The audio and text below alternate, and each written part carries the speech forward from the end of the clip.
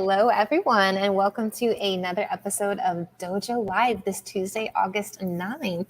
My name is Kim Lantis, and it's my pleasure to be co-hosting with you and leading today's conversation. Helping me do that is David Corbolan. Where are you, David? There you Hi. are. Also in Hermosillo, Sonora, Mexico. And joining us is today's guest, Felix LaHaye, who is the CEO of United Esports in Los Angeles. So we're all hot today. Thank God for air conditioning. Right? Felix, thank you for joining us. Thank you for having me. Pleasure to be here. It's our pleasure. So today, of course, we're going to be talking about esports and the evolution of influencer marketing. But before we get to that, we would really like to get to know you a bit better, your background, and sort of your evolution. Who is Felix LaHaye? Okay, so the quick answer, not to call my shrink and give you the deep answer of who I truly am, but I was from Montreal, moved to America about 15 years ago after my schooling, undergrad and postgrad in economics. And then I moved to LA. At first, I started coming here because I was playing music, and apparently LA is good for music. And very quickly created a company almost 11 years ago now that essentially was the first influencer marketing company. It was I'm convinced I paid for the first paid for Instagram post. Then we grew it to be the largest influencer marketing company in the world at the time. It was, I always smile when I It's a talk big about deal. it. Yeah, it was. I mean, it was a great time. But it's an era where I would frequently meet with people and they would say, "I don't believe in social media. What is that?" So it was a very different age and time. And so I participated in running that for quite a few years. After which I created a completely separate company. I think almost 4 years ago now, which is United Esports. And United Esports is a esports, as the name suggests, media company. We are involved in three facets of the esports and gaming landscape. Although we are called United Esports, a lot of what we do is, of course, gaming. And our three verticals are esports marketing. We have the leading esports marketing organizations in America. We are in ownership of the largest chain of Esports Bars. So we have 30-ish That's super fun. bars. Yeah, I mean, if you like bars, it's a great time, and I like bars a lot as well. So most of these are in Europe. It's we've so we have about 30 bars there, and then last is on the finance side, we have United Esports Ventures, which is a fund investing in esports and gaming with a core focus on Asian esports. So Nice. Before we get into the topic, I do have a question. So you mentioned I don't believe in social media. This pushback that came out, I don't know, 15 or whatever years ago. Have you had that same sense with your spidey sense? We're gonna get into esports now. Has there been this like, what? Are you crazy? That's not going to go anywhere. What made you decide that was the next thing? yeah, I mean, not quite the same. Although a few years ago, the big stereotype was that gaming is a bunch of teenage boys in their mom's basement. It is factually the largest form of entertainment in the world. Gaming, from a revenue standpoint, is bigger than music and Hollywood combined. And there is billions of gamers of all ages, and it's most definitely very split amongst the genders. So the stereotype is most definitely not Yeah. true. Although I will say it was a little bit there in the beginning, but now what we hear the most is, "I know I should be in gaming, but I don't understand anything about it. Please help." Which is great. And that's actually, I think, with today's topic, right? The evolution of influencer marketing. What try that again. What will we be discussing today, David? Oh, you're muted, I think, or I can't hear you now. Yeah, sorry, There we headset go. mute. Yes, so we're going to talk about the evolution of influencer marketing. You specifically picked the topic about, esports and gaming space, the way that it has made its way into mainstream marketing strategies for some of the world's largest companies. And you wanted to talk a little bit about how we can learn to not navigate this burgeoning ecosystem and how to identify the types of partnerships that help your brand activate authentically within the space. So, yeah, I mean, especially considering that you were, the pioneer of spearheading, I'd love to hear how, we've come from that first paid Instagram post up until today. Absolutely. Let me pick my rhymes because it's been a loaded last 11 years. So I mean, if you look at influencer marketing, so really esports marketing and influencer marketing, there is a part of esports marketing that is similar or comparable to influencer marketing, but there's many other things within esports marketing that have nothing to do with influencer marketing. So I might just segment my answer in two parts. The pure part of about influencer marketing, and with a quick story or history of that. The very early days of influencer marketing were a great time, a golden age of influencer marketing, because it was so new and so unleveraged that you would make one post and see Yeah. enormous results right away. And even if the simplest metrics is always going to be sales or follower growth, you make one post with someone with 80,000 or 100,000 followers, which today is not that much, and you would see an account growth for the promoted client by 10,000 followers in one post. I mean, you would never get that today. And on the sales side, it was quite similar. Then, and that was purely driven by very simple economics, which was very few people promoting within the space and excellent return on investment because the influencers were not getting a tenth or a hundredth of the opportunities they're getting today. An expensive post in 2013 was $500. Uh, whilst Hmm. today, you take so you take people that have comparable followings, they're going to demand significantly more, although the returns are less. So Wow.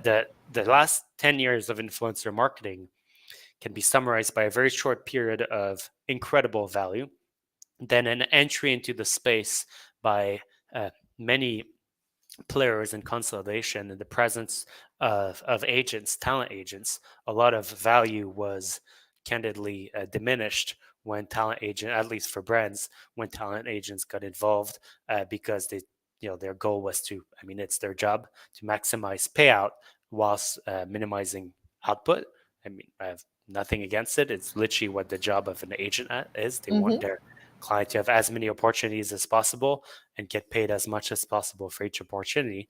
Um, and then there was the entry into influencer marketing of non-influencer marketing people, namely publishers of magazine publications. Sorry, publishers is something different. Publications and their publishers, as well as PR companies. Most PR companies started offering influencer marketing as an extension of their services. Whilst at first they were focusing mainly on gifting, they'd have a network of let's say bloggers. We worked a lot in fashion back in the day, so they'd have a network of bloggers and send them all whatever a shirt or a hat or whatever they made, a phone case, and they would hope something happened.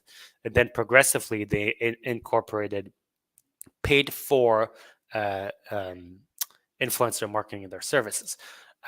And that the introduction of the people that were not in influencer marketing, the agents and the PR and other elements created a much busier market, which Hmm. drove the costs up and the ROI down. Because if you went on a platform like Instagram, you would see a promoted post every two posts or something. And then So arguably just the quantity of influencers or wannabe influencers who are out there as well. has increased over this Yeah, time. you're right, exactly, which is good because it maintains some form of market balance. The good thing is that progressively new platforms started to exist. While in the beginning, for a while, the only viable influencer marketing platform was Instagram, because although Twitter already existed, it was described as shouting in a room where everyone else is shouting. Now it's changed. The algorithm is different. The content distribution is different. Twitter works quite well in some elements, but there was an introduction progressively of more platforms, more opportunities, with, of course, the big one of the last few years being TikTok, which changed a lot of the space. So, and another positive factor, of course, was the introduction of deeper and more pertinent creative, which allowed campaigns to actually be much. I mean, the original influencer marketing platform campaigns let's were talk- by this. so- Yes. So let's talk about esports then. So we have this transition. What are the similarities of what you're able to do or see with the influencer marketing, and how is this maybe overlap and completely different from what's happening with esports? Well, esports is by nature a multimedia culture. I like to compare esports. Some people say it's the new or gaming culture really is the new rock and roll or the new hip hop, because it has so much different forms of expression. Of course, people play the games, but a lot of Gen Z spend more time involved in gaming culture while not playing than when playing. So that is watching Twitch, engaging with um, you know. Esports programming, watching competition, music, all these elements. So it's a very culture-rich Or environment. like if you're my daughter, she's 10, almost 11, and she enjoys watching YouTubers play games. Yeah. I'm like, exactly. wouldn't you rather play the game? What are you doing? Well, you're not Gen Z. Yeah, I mean, Definitely not. I think almost all my like for the past 2 years, almost all of the decisions that I've taken on which games to play, which games to spend more time, I've actually been driven by the creators that I see playing them. So I can certainly identify with your daughter. Yeah. And it's interesting too, I think. And then she's of course Roblox fan and whatever else. And I noticed that she spends more time in trying to figure out what her avatar, is that what they're called still? I'm really aging myself here, folks. It is going to look like in things than actually, being concerned about advancing in the game. And I think it really comes down to this ability to create a universe and to be able to do and be things that you might not be able to do in the real world. Is that sort of the case? Yeah, so it's interesting. So your kids are Generation Alpha, which is under Gen Z, and they already have different. I mean, it's also mainly driven by their current age, but a different gaming culture consumption patterns than Gen Z. Most of what we do is focused on Gen Z and younger millennials, but you talk about a title like Roblox, it is extremely popular with Gen Alpha. I'm sure there's a few Gen Z that play it, but I would bet that the user statistics are 90% plus Gen Alpha. So this is interesting to me, and we can talk about gaming. And I guess if we want to take, a step back, let's talk about the evolution of gaming over the past few years. I mean, I'm old. I'm 40. I just turned 40 this year, and I can remember arcades, which you can still see nowadays. But you pop in your quarter and you play, and you pop in another quarter, and then you have no money left, and you're done. And then come the home entertainment system. I do remember playing with an Atari and a joystick and the beep, beep, beep, beep. And then came Nintendo Entertainment System. I was the youngest of 3 kids, so I didn't get to play it much, to be honest. And therefore, I lost my interest and never really got into gaming.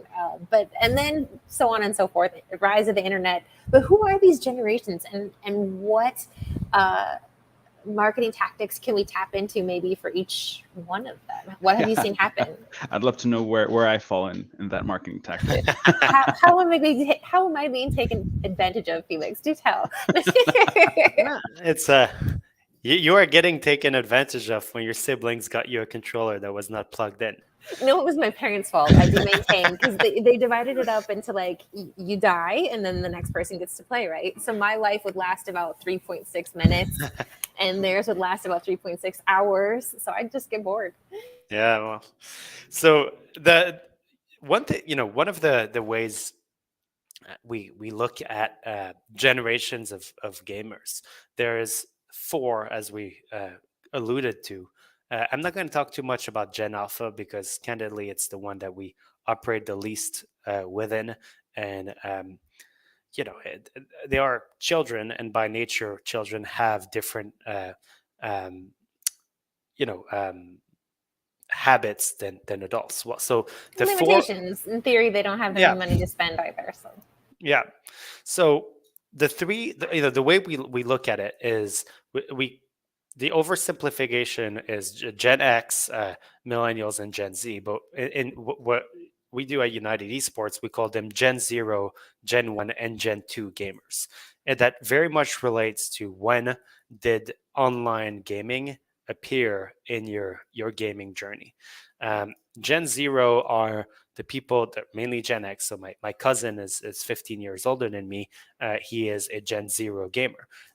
So he evolved at first. I mean, or people his generation, they evolved at first in an environment that was driven by arcade and that was, truly you had to physically go somewhere to play. Then consoles came in, etc.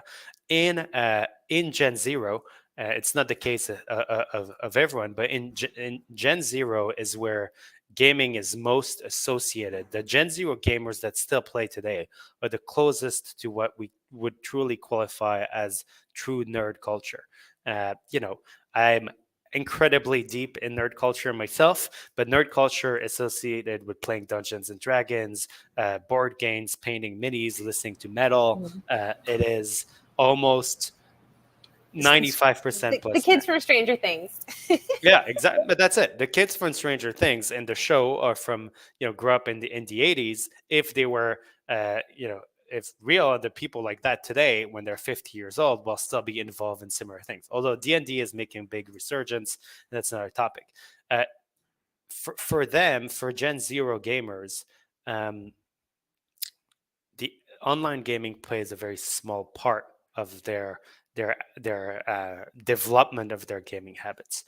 Then there's Gen 1 gamers, so they're mainly millennials, and these are the people like in my generation that grew up for a big portion of without online gaming, where community-based gaming was couch play. You would come home and play with your friends.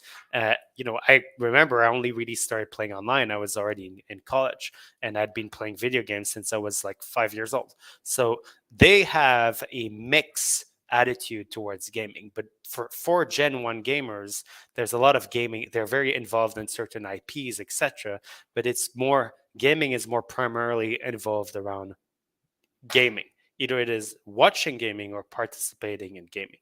I'm oversimplifying. Everyone's different, but it's Of course. and one of the important thing, of course, is the gender split.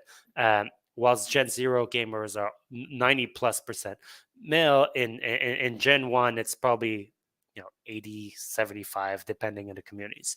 And then come Gen 2 gamers, where they grew up where online gaming was systematically around. They associate gaming with community through the digital space. So, for me, there's no worse or better. They have real friendships with people that they've never met online, and they develop common interests, etc. These guys tend to be most involved with the non-gaming part of gaming culture. Watching other people play, and watch gaming content. So have a non, I don't want to say passive because it's not passive, but it's truly both active, passive, and social. Non-hands-on, maybe? Yeah, non-hands-on. So, and that's the main difference. And there is one of the most important thing is that there's almost zero association with Gen 2 gamers and classic nerd culture. It's, gaming now is so mainstream. Gaming is popular culture.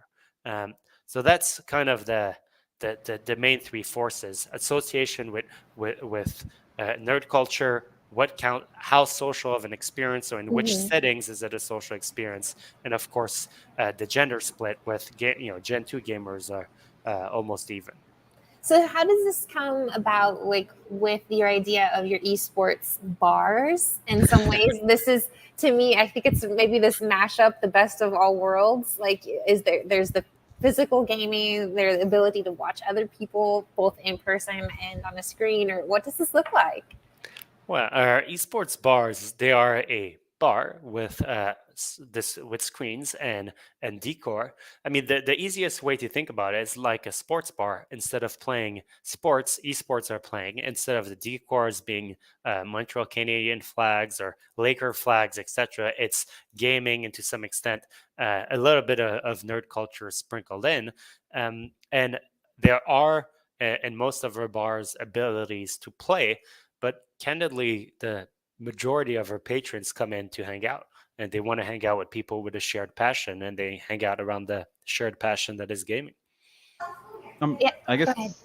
Oh, sorry. No. I guess my question would be: do you ever, well, coming back to the four generations that you mentioned, because of the social aspects, that change from Gen 0 and 1 and 2, I imagine that these bars are mostly oriented towards Gen 2 gamers. Do you ever see, an older generation of gamers participate in these bars?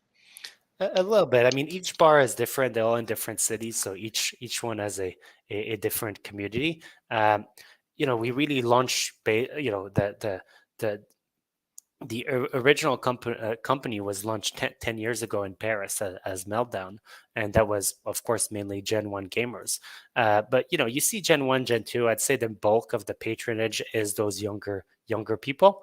And sorry, does that answer the question? I feel like I'm missing a part of it. No, yeah, absolutely, absolutely. No, Oh, go ahead. Sorry. no, I was just curious, coming back to, we've kind of gone through the types, the 0, 1, 2, 3 generations. And how are you utilizing this to identify the types of partnerships? Like, what do these partnerships look like? And maybe this chicken or the egg scenario. Like, if I want to sell a beverage, or I want to sell a tennis shoe, or trips to Hawaii. I mean, how can I go about incorporating that different marketing in each one of these different phases? Like, and is it the product that I'm selling and which generation that would resonate with most, and then pick that way? Or is it, I want to sell to everyone and I need to figure out a way that speaks to them? Like, what's this kind of marketing tactics that you've come up with here at United Esports?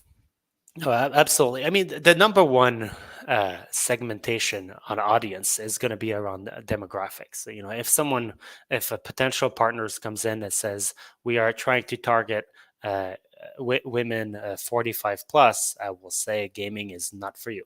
Or wait 20 years and then you'll have women 45 plus. Go for it. So, Get a head start. yeah, I mean that's understanding what is your age. So that's very an important point, is that gaming is so broad that there are so many communities in gaming that are completely different. They can overlap, but they can also not overlap at all. And communities will have different makeups in terms of, if we look at the generation of gaming and genders,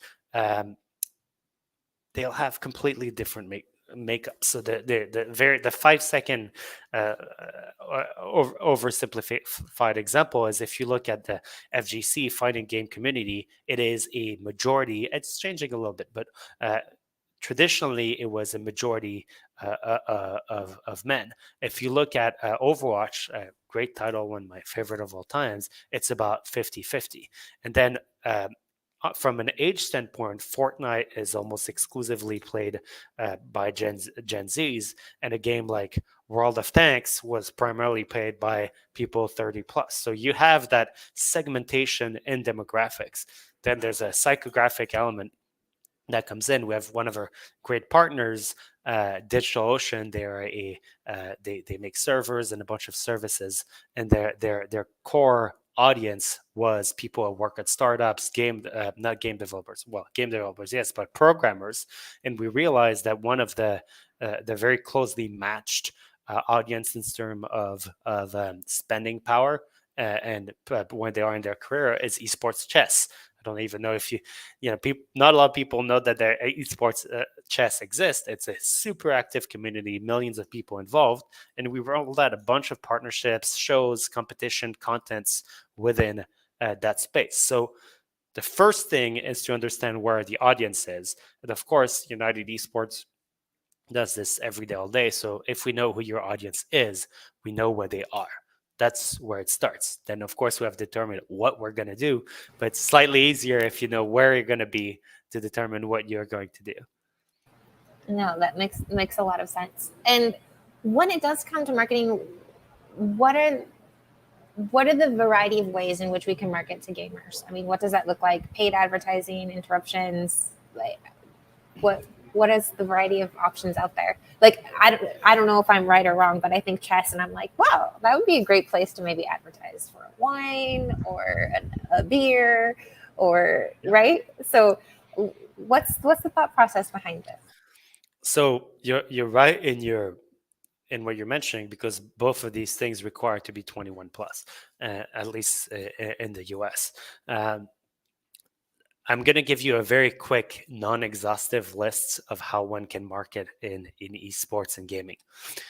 One, it's pre-rolls and mid-rolls, exactly the same thing that you would see on any streaming platforms, but on gaming streaming platforms. Of course, the trick is you have to make good ones, because if you make a crappy pre-roll or mid-roll, in gaming, someone is watching and you interrupt it with something that's completely unrelated, it better be good. So that's the first thing. Two, of course, is the closest thing to influencer marketing. There's a lot of great personalities in gaming that have social platforms, TikTok, Insta, Twitter, etc. You can do things there. There's a lot of different things, of course, you can do, but that's another way. Three is creation of in-game assets. That is the most difficult way to do it. It's frequently what people think is the easiest, but that is Which is like product placement. Is that an yeah, in-game asset product placement, sort of like your character can drink a Coca-Cola or something? technically yes, but you have to remember that the people who make the game have to make it, and they don't really like to change their game, so it's very expensive, and it tends to be, and most of their money comes from selling games or selling assets in the game. So the best example of that, how it's done, is in a title called Rocket League, which is a car based soccer where you drive around cars and score goals. Fantastic title. They do a lot of partnerships with car brands. Ford gives them money, Hot Wheels gave them money, so they put the cars in the game. So that's, but And David's like, yeah. Yeah.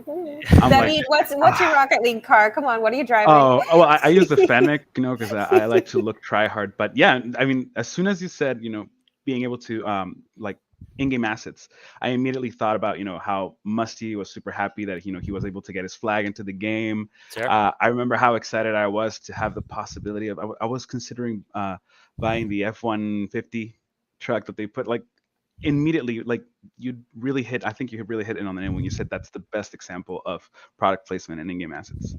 Yeah, it's one of the only ones I would say is actually quite successful. The other big, very successful one was the Star Wars and Fortnite. All these are great. I mean, when they started putting, Like, lightsabers. I'm thinking, why aren't clothing brands putting their Gucci high heels and things on Roblox characters? I guess it's in 20 years when my daughter is going to care about Gucci, I guess. I don't know. They did a Louis Vuitton partnership in League of Legends where you could buy skins for the characters that were Louis Vuitton.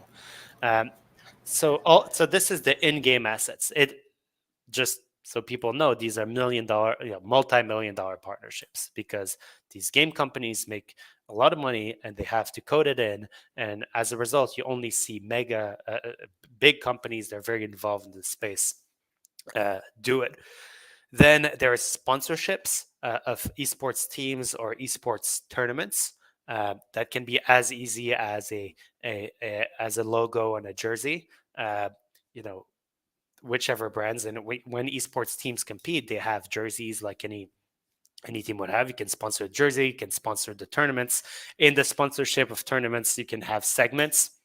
So, in the middle of a broadcast, and the same thing that if you watch hockey, you'll have whatever, the replay brought to you by this or that brand. They do similar things in the esports environments. There's banner ads, and they're very cheap, and they're cheap for a reason. I'm missing a bunch of things, but these are pretty. No, it's super fun, and I think that would be the way I describe it. A very fun way to do your market research, find that game that fits and the type of people that you think your product would resonate with, and go for it. So I think it's extremely fun, extremely enlightening today. I know we do have already come to the end of our half hour, if you can believe it or not. So I would like to finish just bringing it back to United Esports, this journey of yours, Felix. How has this been for you? Let's just talk about maybe this transition and some words of wisdom here. What is something that you think you did right transitioning from influencer marketing over to gaming, and what maybe is something you would have done differently? I think gaming I'm very happy I'm in gaming. It's a very positive industry. People are here because they love it. My colleagues and people in other organizations that we work with are very passionate. We work around really fun and exciting media and IP, and it's honestly every day is great. It's if you're passionate about gaming and esports, being there, putting so much content out in the space, shows, programs, etc. Our company motto is, if it's going to be fun for them, it has to be fun for us. So we're very fortunate to spend our days every day making things we think are fun, and it works. That's one thing I didn't tie back in here, is that esports marketing is in a relatively in its early stage, so you have really good potency of the marketing messages. So I have no complaints. I have always loved esports. I've been involved in it for years and years, and so I'm extremely happy that my career makes me involved in it 7 days a week. I love it. And anything you would have done differently? It's 2020 hindsight, I guess. There's opportunities that we didn't necessarily focus in, but we should have. I think the general strategy has been sound. There's more individual partnerships or elements that probably we could have we had an opportunity to capitalize on, but that's the nature of doing things. You can't do everything. Yeah, it's business. And last question, and this is just for fun. What's your favorite game? It's a loaded question because I like games with a lot of genres. Okay, top three. Overwatch, Halo. These are probably to get to League of Legends, Civilization. I've played Doom. These are all the games that really, I think about very fondly. StarCraft. So there's been a lot of great titles over the years. Love it. Thank you so much for joining us today, Felix, sharing about United Esports with us. We could talk on and on, but alas, we do have to wrap up. Stick with us for just 1 minute as we go off air.